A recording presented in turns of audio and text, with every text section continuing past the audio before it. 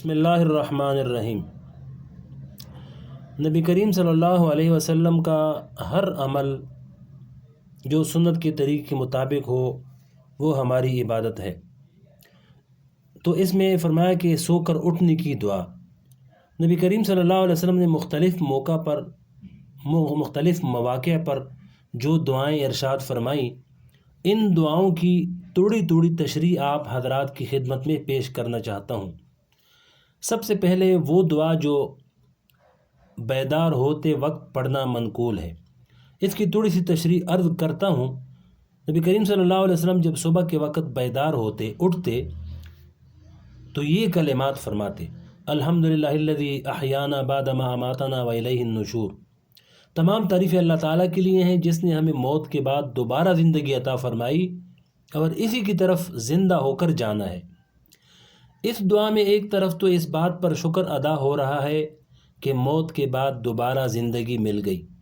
کیونکہ ہو سکتا ہے کہ میں سوتے سوتے مر جاتا، جیسے بہت سے لوگ سوتے سوتے مر جاتے ہیں، لیکن اے اللہ آپ نے مرنے کے بعد مجھے دوبارہ زندگی عطا فرمائی۔ دوسری طرف اس دعا میں اس بات کا استحضار ہو رہا ہے کہ یہ زندگی جو مل گئی ہے یہ ہمیشہ کے لیے نہیں ہے، بلکہ ایک وقت مجھے ضرور اللہ جل شانہ کے پاس جانا ہے۔ لہذا جو شخص صبح اٹھتے ہی اپنے اللہ کو یاد کر رہا ہے اور اللہ تعالیٰ کا شکر ادا کر رہا ہے اور جو زندگی ملی ہے اس کو نعمت سمجھ رہا ہے اور ساتھ میں یہ بھی سمجھ رہا ہے کہ یہ زندگی ہمیشہ باقی رہنے والی نہیں ہے، بلکہ ایک وقت مجھے یہاں سے جانا ہے،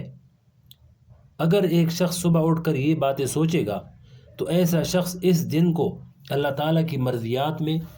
اللہ تعالیٰ کی مرضی میں گزارنے کی کوشش کرے گا۔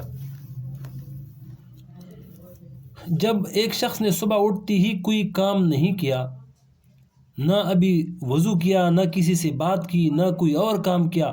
بلکہ سب سے پہلا کام یہ کیا کہ اللہ تعالیٰ سے اپنا تعلق جوڑ لیا اور یہ دعا پڑھ لی: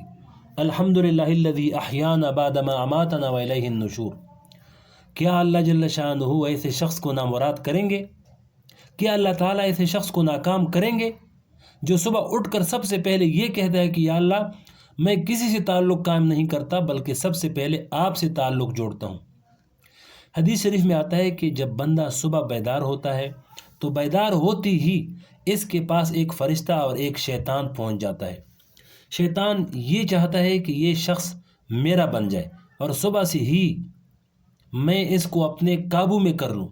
اور اپنے ماتحت کر لوں اور یہ شخص میرے حکم پر چلے، جبکہ فرشتہ یہ چاہتا ہے کہ یہ شخص اللہ تعالیٰ کے حکم کے مطابق دن گزارے۔ پھر دونوں میں مقابلہ ہوتا ہے کہ دیکھیں یہ شخص شیطان کی بات مانتا ہے یا فرشتے کی بات مانتا ہے۔ حدیث شریف میں آتا ہے کہ اگر اس وقت وہ بندہ اللہ تعالیٰ کو یاد کر لے اور اللہ تعالیٰ کا ذکر کر لے تو شیطان نامراد ہو جاتا ہے کہ اب یہ میرا بندہ نہیں رہا،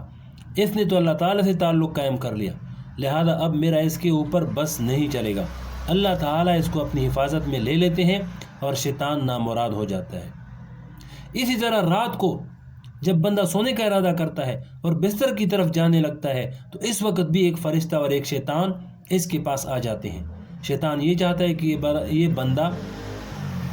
میرا بن کر سوئے تاکہ رات کو اگر اس کا کوئی انتقال ہو جائے تو میں اس کو اپنے ساتھ جہنم میں لے جاؤں، لیکن اگر وہ بندہ اللہ تعالیٰ کا نام لے کر سوتا ہے تو شیطان نامراد ہو جاتا ہے کہ اب اس کے اوپر میرا داؤ نہیں چلے گا۔ یہ بات حدیث شریف میں نبی کریم صلی اللہ علیہ وسلم نے ارشاد فرمائی، اس لیے فرمایا کہ صبح اٹھ کر پہلا کام یہ کرو کہ اللہ تعالیٰ کو یاد کر لو۔ وہ اللہ کا بندہ جس نے صبح سب سے پہلے اٹھتے ہی اللہ تعالیٰ سے رابطہ قائم کر لیا اور پھر اس کے بعد بھی جو کام کر رہا ہے وہ اللہ تعالیٰ کے نام پر کر رہا ہے، جب صبح ہو رہی ہے تو یہ دعا کر رہا ہے: اللہم بک اصبحنا و بک امسینا و بک نحیا و بک نموت و الیک النشور۔ اے اللہ یہ جو صبح ہو رہی ہے یہ آپ کی بدولت ہو رہی ہے، اگر آپ کی رحمت نہ ہوتی تو یہ صبح کہاں سے آتی؟ ذرا غور کریں کہ ان الفاظ میں کیا کیا معنی پوشیدہ ہیں۔ ایک یہ کہ سوتے سوتے ہمارا انتقال نہیں ہوا، ہم مرے نہیں، کتنے لوگ ہیں جو سوتے سوتے مر جاتے ہیں۔ دوسری یہ کہ یہ جو صبح ہوئی کیا ہمارے بس میں تھا کہ اس صبح کو لے آتے؟ اگر رات کا اندھیرا چھایا ہوا ہوتا اور چھایا ہی رہتا، یعنی رات ختم ہی نہ ہوتی تو کیا ہمارے بس میں یہ تھا کہ ہم روشنی نکال لاتے یا دن لاتے؟ قرآن کریم کا ارشاد ہے ارأیتم ان جعل اللہ علیکم اللیل سرمدا الی یوم القیامۃ من الہ غیر اللہ یأتیکم بضیاء، یعنی اگر اللہ تعالیٰ تمہارے اوپر ہمیشہ رات مسلط کر دے تو کون ہے کہ اللہ تعالیٰ کے سوا جو تمہارے پاس روشنی لے کر آئے؟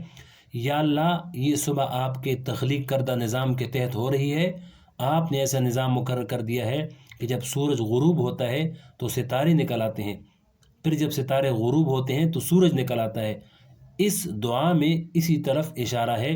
کہ اللہم بک اصبحنا و بک امسینا و بک نحیا و بک نموت۔ آخر میں فرمایا وإلیک النشور، اس جملے سے یہ بات یاد دلائی جا رہی ہے کہ آخر میں اے اللہ آپ کی طرف لوٹ کر جانا ہے۔ پھر جب شام ہو جائے تو یہ دعا پڑھو اللہم بک امسینا و بک اصبحنا و بک نحیا و بک نموت،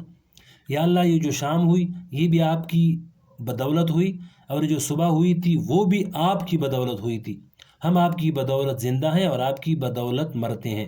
آخر میں آپ کی طرف ہمارا ٹھکانہ ہوگا۔ جب بندہ صبح شام اس طرح اللہ تعالیٰ کو یاد کر رہا ہے کہ اللہ تعالیٰ اسے بندے کو محروم کر دیں گے، ایسا بندہ کبھی محروم نہیں ہو سکتا انشاءاللہ تعالیٰ۔ بہرحال حضور پاک علیہ السلام نے جو اذکار اور دعائیں تلقین فرمائی ہیں ان کا اہتمام کریں، خود بھی ان کو یاد کریں اور اپنے بچوں کو بچپن سے ان اذکار کی پڑھنے کی عادت ڈالیں، اور ان دعاؤں پر کبھی کبھی ترجمہ کے ساتھ غور کیا کریں کہ معافی کی معنی کی عجیب کائنات ان کے اندر پوشیدہ ہے۔ اللہ تعالیٰ اپنے فضل سے ہم سب کو اس کی توفیق عطا فرمائے۔ آگے تفصیل اور بھی ہے، بیت الخلاء میں داخل ہونے اور نکلنے کی دعا اس کی اگلی ویڈیو میں انشاءاللہ سناتے ہیں۔